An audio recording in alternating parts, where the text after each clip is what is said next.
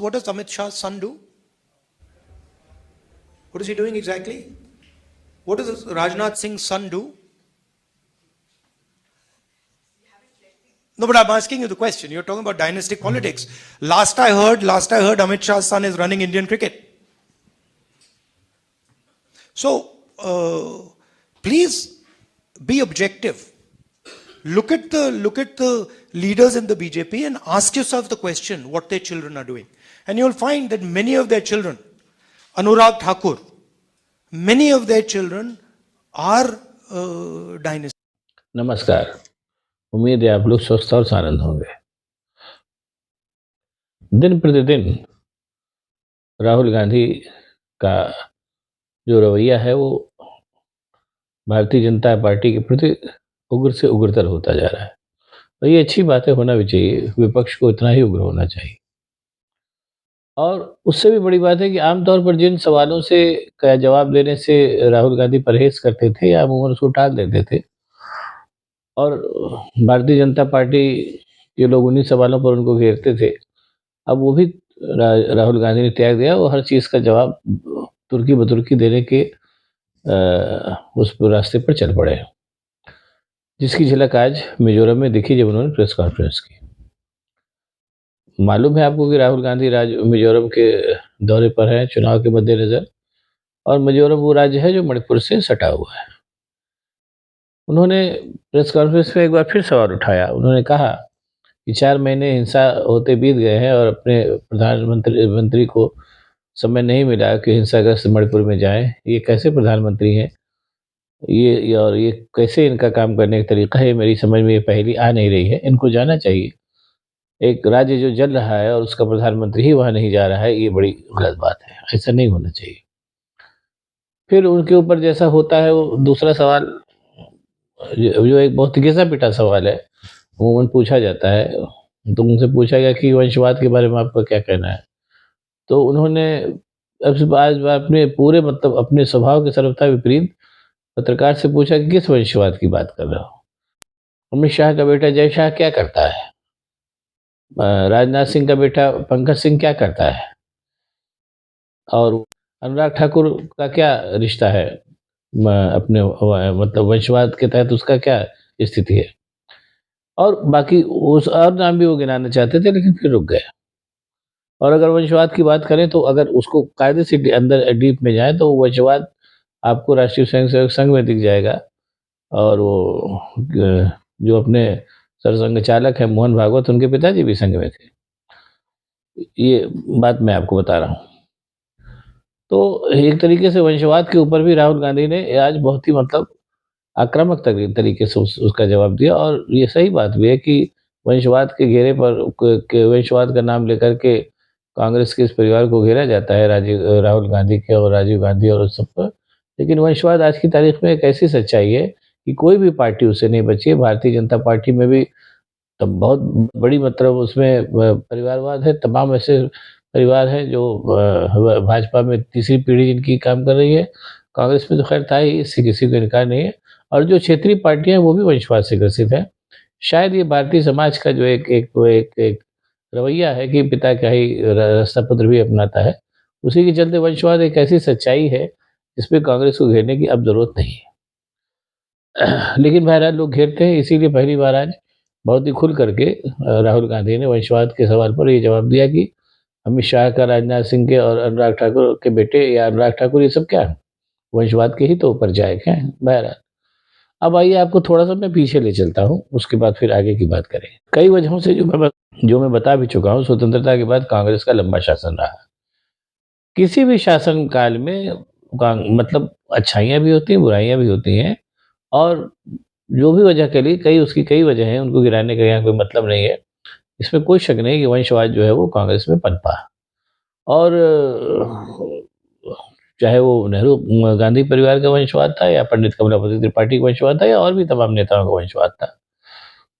बाकी पार्टियां उस समय चूंकि सत्ता में थी ही नहीं, इसलिए वहां वंशवाद का कोई मतलब नहीं था। वो बाकी पार्टियां जो थी, इंक्लूडिंग जनसंघ जो आज की तारीख में भाजपा है, वो इतनी उस समय तक जब कांग्रेस का वंशवाद फलना फूलना शुरू हुआ था, तो इतनी पुरानी भी नहीं थी और सत्ता भी उनके पास नहीं थी कि उनके यहाँ वंशवाद का दौर दोहरा होता। आज की तारीख में ज़्यादातर पार्टियाँ जो इस समय काम कर रही हैं, पुरानी हो चुकी हैं और ज़्यादातर पार्टियाँ कहीं न कहीं सत्ता में रही हैं। तो ऐसे में सत्ता का के सुख से जो उन सब लोगों ने भोग दिया है, चाहे वो कांग्रेस हो, चाहे भाजपा हो, चाहे बाकी क्षेत्रीय दल हों, तो उस सुख से अपने बच्चों को भी वंचित न रहने पावें, इसके चलते वंशवाद की प्रवृत्ति इस समय सारी ही पार्टियों में है। अब उसको पॉलिटिकल मुद्दा बनाना मेरा ख़्याल से कि एक अव्यावहारिक रवैया है जिसको जो विरोधी दल है वो कांग्रेस को घेरने के लिए इस्तेमाल करते हैं, हालाँकि उसका कोई मतलब नहीं है। लेकिन बहरहाल घेरते हैं तो घेरते हैं। अब मैं आपको ये बता रहा हूँ कि जिस समय कांग्रेस का दौर चल रहा था और ऐसा नहीं है कि जवाहरलाल नेहरू थे या इंदिरा गांधी थी या उसके बाद भी जो लोग आए उनके यहाँ सब ठीक ही ठीक था, ऐसा नहीं था। लेकिन सारी की सारी जो पॉलिटिकल पार्टियाँ थी कम्युनिस्टों के अलावा और उसमें भी भारतीय जनता पार्टी जो तब जनसंघ थी वो खास तौर से मुद्दों और नीतियों की बात कभी नहीं करते थे। कांग्रेस का या इंदिरा गांधी का या नेहरू जी का विरोध करने के लिए वो मुद्दों और नीतियों की बात कभी नहीं करते थे।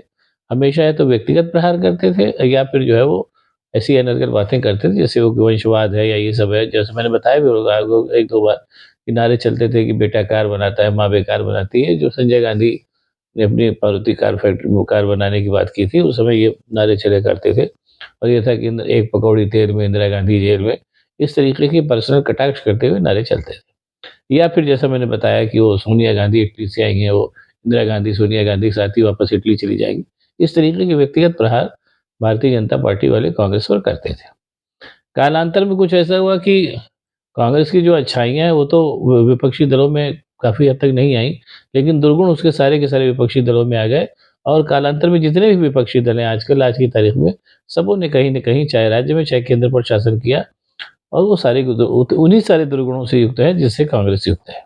ऐसे में उन दुर्गुणों का परिणाम के बारे में बात करना अब मतलब नहीं करना चाहिए। मतलब जो जो जो व्यावहारिकता का तकाज़ा ही जैसा मैंने बताया। लेकिन नहीं, अभी ये चल रहा है। अब भारतीय जनता पार्टी को ये सोचना चाहिए कि वो शासन में रह चुकी है, एक बार 6 साल, एक बार 10 साल। ऐसे में कुछ मुद्दों से उसको उठाने से उसको परहेज़ करना चाहिए। जिन जिन जिन जिन व्याधियों से वो खुद भी ग्रसित हो गई है, जिसमें से वंशवाद एक है। अब उनको ये समझना चाहिए कि वो शासक पार्टी है और वंशवाद उनके यहाँ भी है और भी तमाम भ्रष्टाचार हुआ, भाई-भतीजावाद हुआ, ये सारे के सारे दुर्गुण जो हैं, भाजपा समेत सारे ही विपक्षी दलों में आ चुके हैं, जो कभी कांग्रेस में हुआ करते थे या अभी भी हैं, कुछ हद तक। लेकिन नहीं समझेंगे।